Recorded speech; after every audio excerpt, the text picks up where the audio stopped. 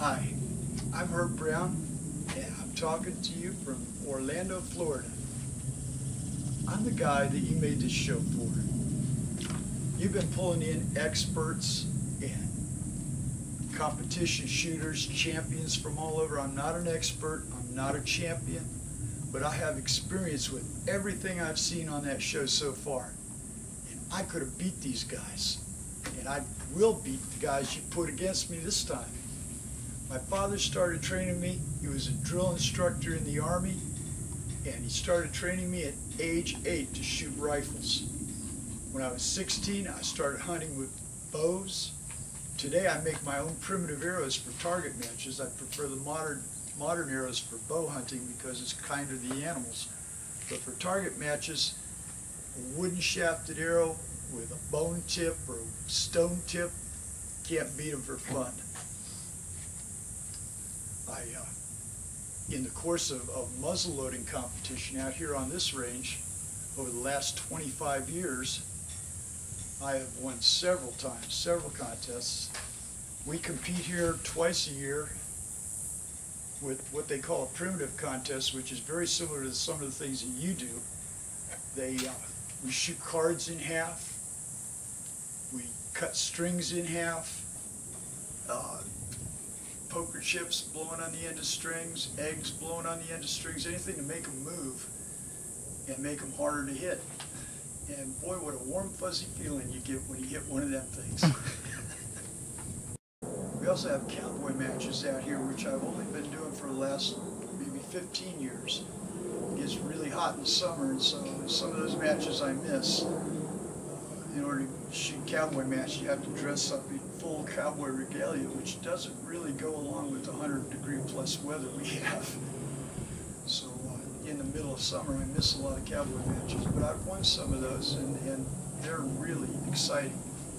We have a group called SAS, the Single Action Shooting Society, that I don't belong to, that's come in and made a lot of rules that take a lot of the fun out of the game. When we first started it out here, we didn't have SAS, and it was a Wild West kind of thing.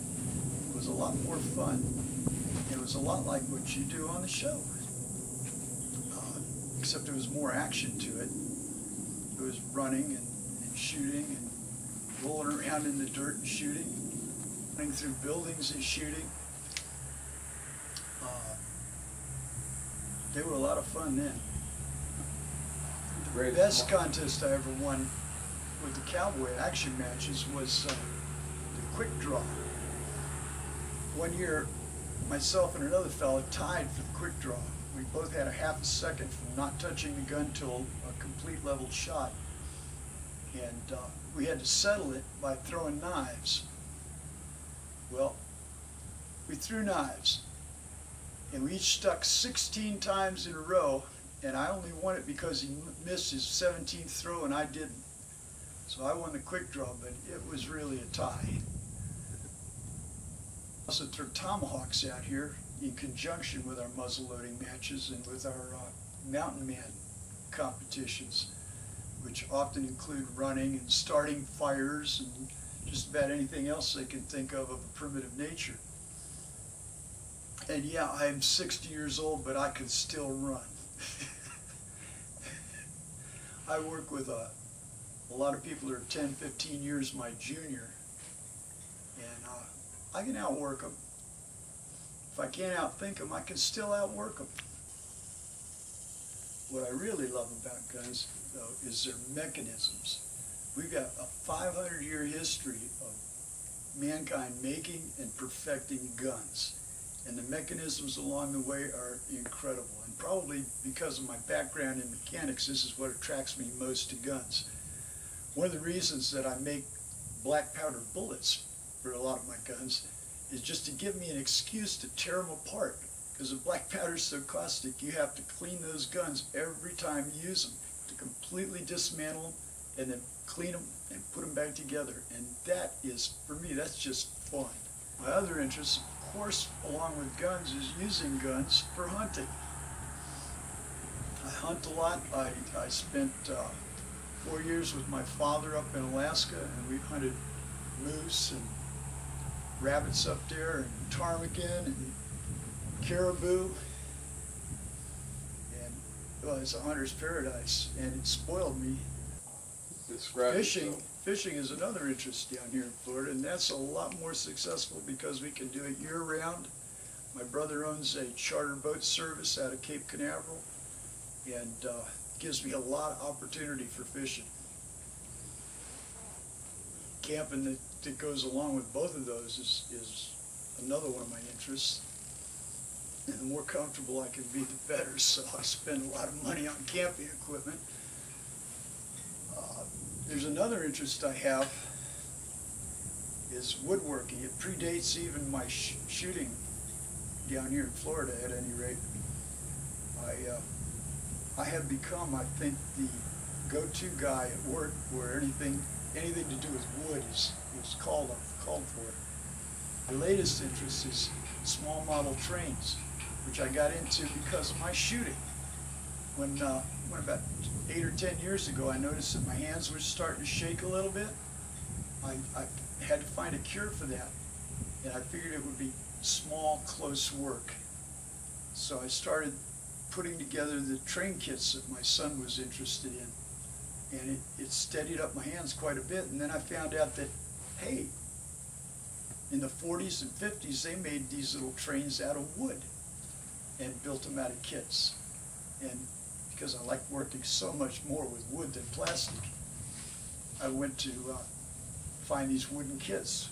Well, they're available, but they're hard to find. And what's really more available is the older ones that were assembled and just had been used since 1940, 1950, used and abused, and they're pretty ragged out. And I became adept at rejuvenating them, restoring antique trains. And so now I do that for some of the collectors here in town, as well as myself. And it's just a lot of fun.